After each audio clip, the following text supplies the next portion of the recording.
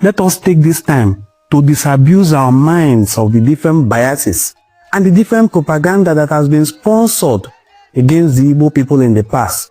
Propagandas like Igbos are after our oil.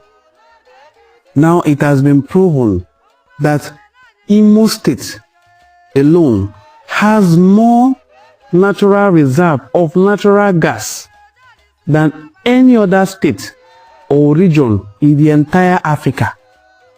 Now I know that if General Yakubu Gowon had known that there is this reserve of natural gas in Imo State, he would have carved that part into River State because of the hatred for Igbo people. But Chukwu Okike Abiama did not allow him to do so.